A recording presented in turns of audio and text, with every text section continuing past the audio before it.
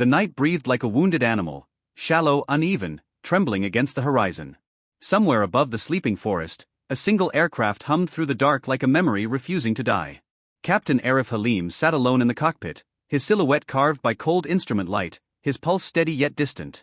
The world outside was ink and silence, but inside, another kind of darkness waited, one stitched from old grief and the echo of a name he no longer spoke aloud.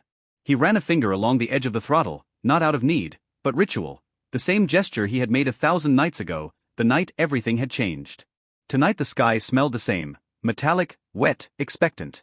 He issued a quiet breath, watching it fog against the canopy. Far below, the valley flickered with tiny lights, villages unaware that somewhere overhead drifted a man who had once vowed never to fly again. A soft crackle interrupted the silence. The radio blinked, then a voice snapped sharply through the static, slicing the calm. Schlagt, nieder, beltte, Kommandant. The same words from years ago, the same bark that had once sent young men racing toward fire. Arif's heart stumbled. It couldn't be. That command, that voice, it belonged to the very operation that had destroyed half his squadron. The radio hissed again, then faded. A Disturbance. A Ghost of a Transmission. A reminder. And just before he pushed the dial to recheck frequency, he whispered, half to steady himself, half to the unseen audience he imagined in the dark, "If you're listening out there, stay with me. And don't forget to follow heroic best stories. Tonight, the sky has something to teach us." Then the second disturbance came, an urgent tone flaring on his radar, dragging him out of memory and back into the living world. The alert pulsed in red, reflecting in Arif's eyes like a warning from fate itself. Unidentified distress beacon. Altitude 11,000. Weak, erratic, fading. Command relayed instructions: investigate, intercept, assist if possible. But the voice giving the orders sounded younger now, unfamiliar, not the ghost from before. Still, the echo lingered inside him like frost on glass. As he banked the aircraft eastward, the first tremors of turbulence pressed against the wings. The storm that meteorology had predicted for morning had arrived early, drawn toward him as if the sky itself remembered him too well. He increased thrust. Engines roared. The cockpit vibrated with a deep metallic growl. Altitude dropped.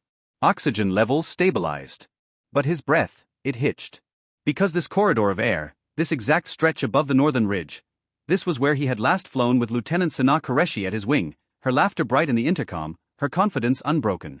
Until the order, the bark of Schlagt, nieder. The firefight that followed and the silence that came next. He swallowed, jaw tightening as lightning carved the sky. The distress signal grew stronger, then faltered again. A pattern emerged, 3 short pulses, 1 long. A code he knew. Sana's old emergency rhythm. Impossible. Unless someone had found her jet. Or what remained of it. Rain hammered the canopy. Crosswinds shoved the aircraft sideways. A warning light blinked. Then another. A mechanical shudder rippled through the fuselage. Engine 2 coughed, sputtered, then stabilized, barely. "Not now," Arif muttered, his voice cracking for the first time. He pushed through the turbulence, each gust a reminder that he was alone up here. The ground station's voice attempted contact twice, then fell into dead air. Static drowned everything. The storm swallowed the horizon. For a moment, only the heartbeat of the machine remained. Then, like a whisper from the void, contact lost. No voices. No guidance. No certainty.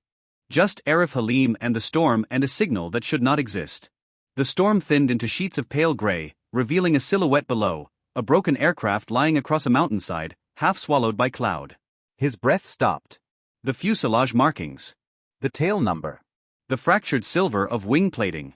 Sana's jet. He descended slowly, as if approaching a grave.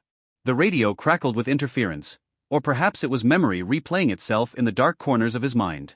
Her voice flickered inside him, "If anything ever happens, Arif, promise you won't blame yourself." But he had. 4 years.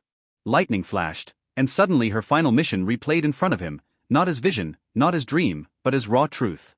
He saw it clearly now. She hadn't been shot down by enemy fire.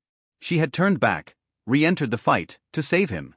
Her last maneuver had been a shield. He had lived because she chose to die. The revelation hit him like G-force. His hand trembled on the control stick. The distress beacon, it wasn't Sana calling to him. It was her jet's black box, finally dislodged by landslide or storm, finally sending out the truth she had died protecting.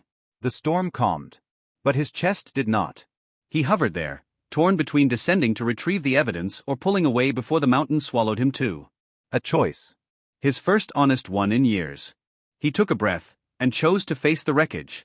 Touchdown on the ridge was brutal, metal against stone, wind clawing at the wings, but he forced the aircraft into submission and made it to the ground. He climbed out into the storm's fading quiet. Kneeling beside the broken jet, he placed a hand on its cold surface, the way one might touch a fallen friend's shoulder. Sana, he whispered. I'm done running. He retrieved the black box, its light blinking weakly, a heartbeat that had waited years to be heard. As he rose, the storm parted, revealing a thin line of sunrise stretching across the horizon, warm, trembling, alive. He looked up, the first peace he'd felt in years settling into his bones. Then he whispered the final truth the sky had taught him, Der Himmel vergisst nie, when er einmal getrogen hat.